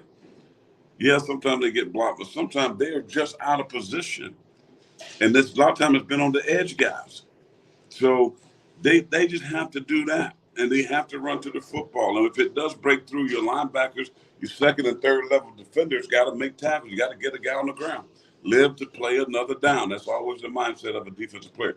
Live to play another down. And even if you have a mistake, let's get them on the ground, let's regroup, and let's get ready to play. Period. So I just think those guys have to be more sound, even that means simplifying the defense where they can play fast. But It's not that big of a deal as we think. We see the numbers on the stat sheet and you go, wow. But I watched the game and the Georgia game especially, and I go, this is not a physical thing.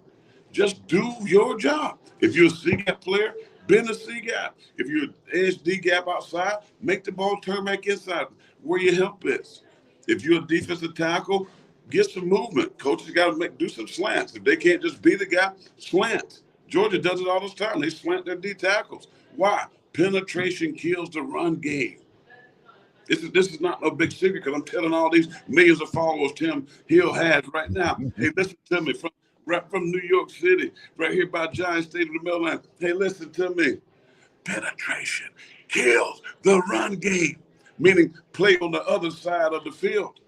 Don't sit there and dance with offensive tackles and guards. Don't sit there and play and try to peek your head in the gaps. Get into the gaps. Blow up those gaps because penetration destroys the run game. We need to see more penetration from this defensive front. Jimmy Lindsey and that D-line are good. They're good teachers. They're good developers. They're good coaches. Sometimes they can't do it by themselves. Then you have to have a play call to get these guys moving and grooving because penetration will destroy the run game.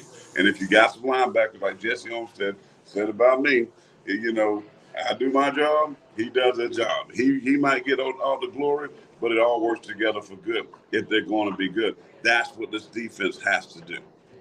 Leave Jesse Armstead, Dallas Carter High School, if I'm not mistaken, in Friday Night Lights pretty prominently back in the day in the book. Went down to Miami and the whole thing. Yeah, fantastic football player. Bringing back the memories, Corey. So we started that question from Craig talking about three offensive or defensive tackles and then two edges. The problem is if you do that against Kentucky, Will Levis, look at that stat, 10 of 10 on third downs for 237 yards and 3 touchdowns against Northern Illinois, which they struggled a little bit on. But as you were talking in all of that, Corey, you mentioned SEC running backs.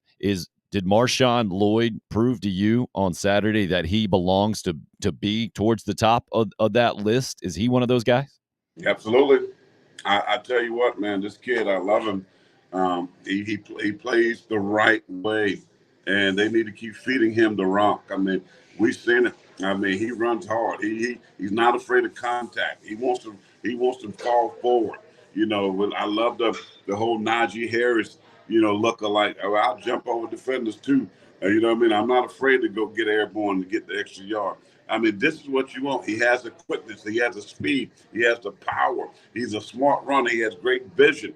He has all the tools to be a very, very top of the league running back in the SEC. And I love the way he plays. And you can tell, this is a 5-star guy. This is a dude, Alabama's and the Georgias. Everybody wanted him, right? Because he's that guy. Well, unfortunately, he got hurt. He had a knee injury, sat him down and set him back. But I think it set him up for greatness. He was set back. He had to sit down. But I think he's set up for greatness. He has a different desire. He has a different approach. He understands how easy this game can be taken away from me. He understands, hey, you know what? I want to do what I feel like God has blessed me to do. And, man, is he coming around. And I love what this young man is doing, and I think he's one of the top running backs in the SEC. Popped up the stats from the Charlotte game there. 15 carries, 169 yards, 3 touchdowns. I think 55 yards was his previous career high in a game. So if you're uninitiated, you weren't a Gamecock fan, you might have seen this say, hey, where did this guy come from? All Gamecock fans have been waiting for this, I feel like, in a lot of ways, Corey. They were waiting for that third quarter, specifically in a lot of ways. I think that was a big exhale. And now Carolina fans can feel like all that optimism and energy, enthusiasm they had going into the season, well, maybe it did have a little merit. Maybe they can get going. The question is going to be, all right, how much can you keep it going? And even if you can't go on the road and beat a top 7 team in the country in Kentucky, well, you're going to be able to get out of that game relatively healthy. You're going to be able to bounce back and the whole thing, man. That's why this schedule and this season is fascinating in so many ways for Shane Beamer and company, and where we sit right now in so many ways from Gamecock football. How do you see it, man? Yeah, you're right. You listen, I hope he can put them kind of numbers up against the likes of Kentucky and Texas A&M and on the road at Florida and Tennessee, because if he does, that means South Carolina will have a great chance to win the ball game. The thing, I know people, because I have to look at it, from what people mind and what people are seeing. Because if I'm talking to my buddies, the so-called experts in these big markets, and they would say, well, he did that against Charlotte, right? They're going to say, well, the defense is horrible. They've been horrible all year. He should be doing that, which is true. That's why I said what I said in my commentary early on. Yeah, this is what they should do. He should have a buck 69 on 15 carries, whatever it was. But I still believe he has the capability to do that against better teams. Now, that being said, I circle the offensive line. That's going to have to be a big part of that. But when you talk about the schedule and what lies ahead, this is what they got to do. I mean, if they're going to put some respect on this Gamecock name, going on the road to Kentucky, going in the swamp, taking care of these guys and winning, that's why I said circle up those games, and that's going to tell you where this program really is. They got to get there, man. It's not easy. We talked about Ray. Rome wasn't built in a day, so it's a process. Nick Saban said it all the time. Brian Daboll right here. I was talking to John Merritt, the owner of the Giants, on a thing. We talking about Brian Daboll because I've had a chance to get to know him at Alabama when my son was there when they won the championship in 17, I believe.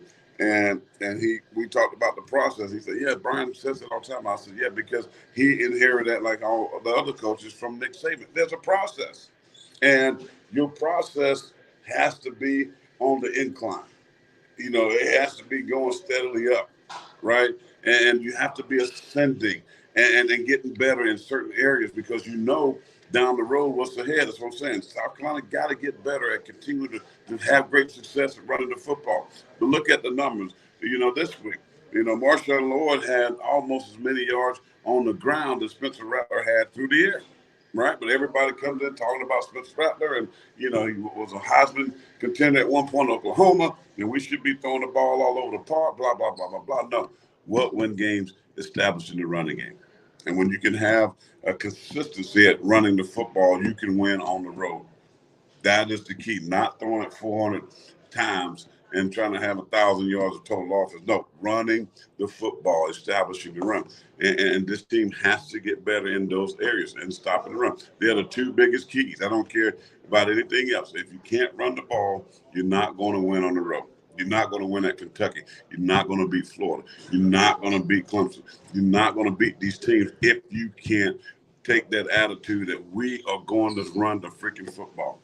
And now, if you got to now put a safety down, 8 men in the box, now I take advantage of my guys on the outside because I feel like this guy can do this and exploit this secondary guys. Now we can start to throw it. So that's what South Carolina has to continue to do. And you can't help that Charlotte was bad on defense. They did what they were supposed to do. You keep it moving. South Carolina State going to be terrible. You do what you're supposed to do. Handle your business. Keep getting better because it's about here, confidence. And even in those games, you start to build confidence. And they're going to need a lot of it, Tim, because you throw out that schedule, man, it made me shake my head. I'm like, oh, it don't get any easier. How many, they got 4 or 5 ranked in the top 25 left? Well, you got 3 sitting at 5, 7, and 8 right now in Clemson, Kentucky, and Tennessee. Then you throw in Texas A&M that's down there. I don't even have it right in front of me, but so that's 4 right there, not counting Florida. So, yeah, the challenge is there, man. The challenge is going to be there. While you were talking there, it reminded me, Shane Beamer after the game mentioned that they ran a bunch of counter, a few inside zones, but a lot of counter to get productive in the run game.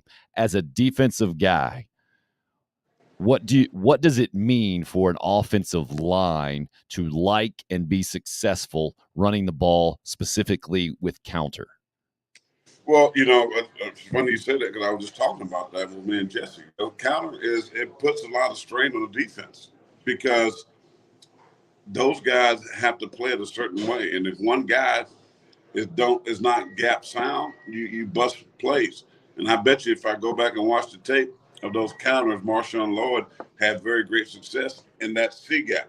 That gap between the tackle and the tight end. I bet you that's where those runs were hitting up in, and he was cutting back too behind those linebackers who now getting a little nosy or getting too aggressive over the top. He can cut back behind them because these are counter plays. Means, okay, I'm not asking these guys to knock somebody out the ball. Here's what happens: you get the down block, which means that the inside guys, the linebackers got to watch that. And we're taught, even in the inside linebacker, take a little jab step. Because the guy blocks down something coming back to you, right? That's the counter. So if you got a tight end tackle, they block down, then you got either the backside guard, backside tackle, or if they got an H back, a U back, tight end, he could be off the ball. So you get a backside guard and the tight end who's coming to kick out the C gap. That's where the ball wants to hit, in that C gap. But from a defensive standpoint, now you got to get that end edge defensive end. He has to go underneath, and you want to take out two. You want to make the ball run that bubble, right? And now cut that inside backer off who's scraping because he reads the guard, pull, linebacker goes. That's the trick, inside backer. I'm looking at my guard, read my keys. If my guard pulls, he got to go, right? So if you can cut him off, boom, you hit the C gap, and he's off and running up to the safety. But it makes it a little bit easier for the linemen, right? Because now they're moving, right? They're moving. They're pulling. They're moving. They're going to dig out. Sometimes you just got to get a big body on the ground and let that running back. Now he reads. Now Marshawn Lloyd gets it. He's watching that backside backer. He sees, hey, if the end come crashing down, he runs outside.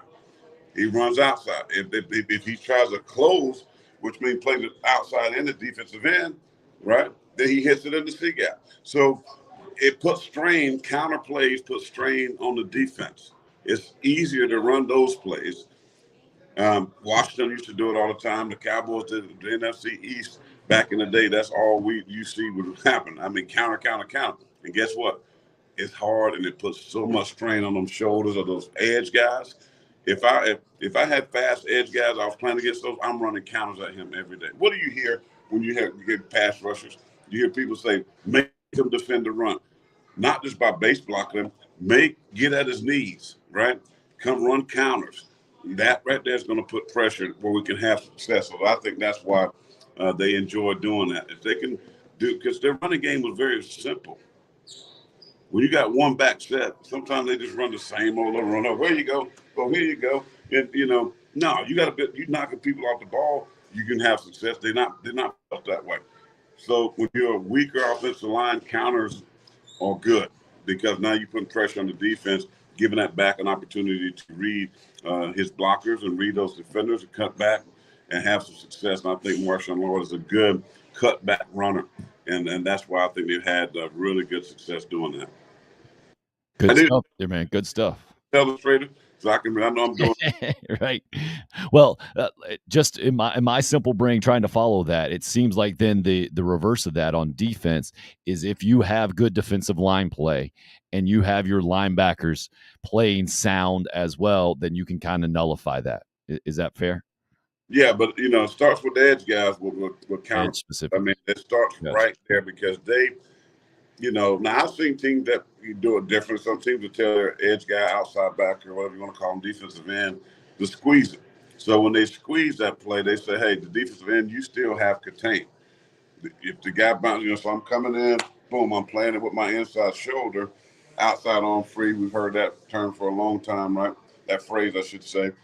And now the linebacker plays it inside. So you can do it different ways. Depends on what's called. But the most general and best way is to play that thing is to close and spill. That's the language. Close and spill kind of plays, and you blow those things up. Because when I played as a sandbacker, which would be an edge today, in a 3-4, my job was just to take two.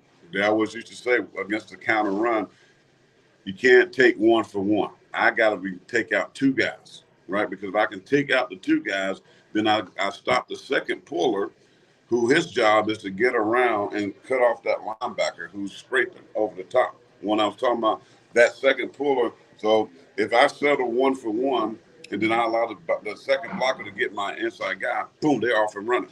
So all the pressure is on the edge guy. Think about it, what South Carolina defense have done. The edge guy gets up the field, that's what you want. You want guys running up the field. That's the other problem. If they're jetting up the field and not reading their keys, despite the down blocks, and they're going up the field, well, you open up that gap so big that the backer can't make the play. So that's what I'm saying, that you're putting a lot of pressure. In today's game especially, defensive players are so eager to get to the quarterback, right? They're up the field. And when you're up the field, what's most vulnerable is your C gap. And that's what they are attacking now. Because especially coaches, offensive coaches tell them, well, watch them, they go, oh, that they just getting up, they getting up the field. Well, we're gonna run counter, man. We're gonna counter them to death because we want to make this guy read. Because our keys say on the outside, down block tight end, down block tackle, you take a step and you close. You go blow up like a kamikaze because you know they're coming back. So I blow up those two blockers, and now the linebacker makes the play. Ray Lewis was great at that. But if I'm up the field, well, here's a gap that I can drive a truck through.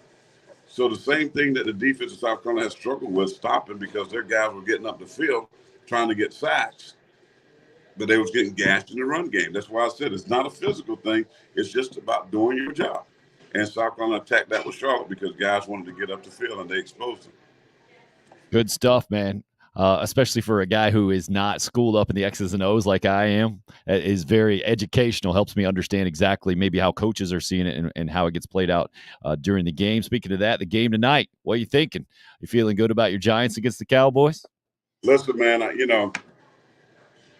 we have a standard up here of playing defense. It's a standard, and it has always been here in New York. Blue collar, we go play football the right way.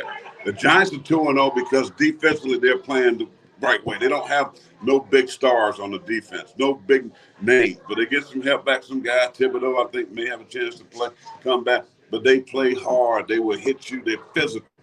They're 2-0 because of the defense. Now, everybody want to talk about Daniel Jones because we talk about NFL's quarterback play, everything, is about the quarterback. It's about defense up here.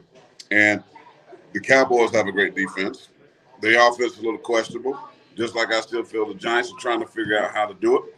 So Monday Night Football, I do have a bad memory of playing the Cowboys on Monday Night Football. We banged up Emmitt Smith. We knocked his butt out the game. He goes into halftime. They put about 8 shots in his shoulder. His shoulder was broke. He came back and he went for 187 against us, and they won. And they end by a field goal. I do remember. I'm just talking about that. It brings up bad memories. So to erase the bad memory tonight, Tim, here, Daniel Jones, Brian Daboll, and this New York Giant defense will be the reason they win tonight. It's going to be ugly, muddied up game, 2 solid defenses, no real flash on the offensive side, but that's what it's all about here in Big Blue Nation. And I'm representing, baby. I'm back. I'm back in New York after 22 years. I'm back. First time back in the stadium, and I'm looking forward to it going on the field tonight. Listen to my name being called and wave to the fans because this is where it started. Man, I learned LT's here, Otis Anderson is here, Rodney Hampton, Georgia Bulldog. He was joking me about how they beat us down, by the way. Thanks, Gamecocks, for that. I still had a list of that this week from Rodney Hampton. But the Giants will win tonight and be 3-0. And it's probably the first time they've been 3-0 in a long time. And so I'm looking forward to being here, witnessing that victory in person. Good stuff, man. Have a great time. Appreciate you taking some of your time up in New York to be with us and break down the Gamecocks especially. And good to know on the heads up, that'll be another second straight ugly NFL game after last night's Broncos and 49ers mess. Be prepared out there on Twitter. Baseball scored in that game, wasn't it? 7-5. Yeah, that was a weird one for sure for a while, and then the Broncos pulled it out at the end. Corey, thanks, man, and don't spill that coffee. Cheers, man. God bless y'all. Have a great rest of your week. Pastor of Pain, Corey Miller, up in New York, first time in 22 years. Good for Corey. Really appreciate his time. Craig said he's so good. Giants going down tonight, though. Chris says, Cowboys fan. Is it going to be pulling for a split second, you said, only because of him? I think that's fair. Totally fair.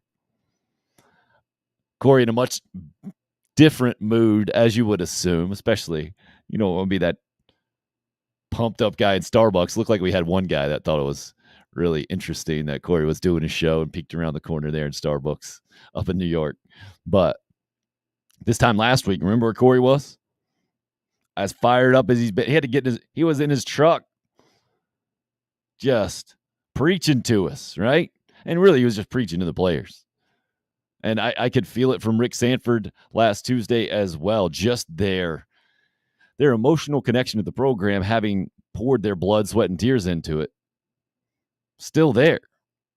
When the program gets publicly embarrassed, that hurts them, man. They got to hear it, like Corey just said.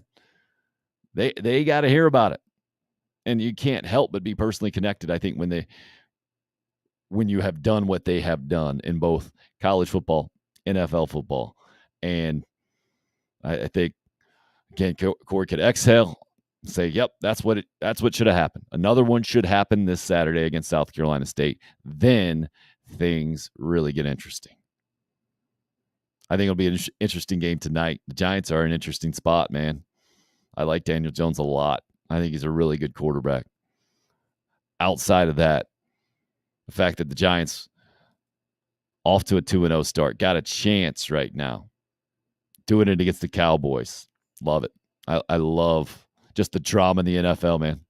It's tough to beat. RL says the Cowboys going to win this thing 24-21. He also mentioned free agents. Don't forget to click that thumbs up button.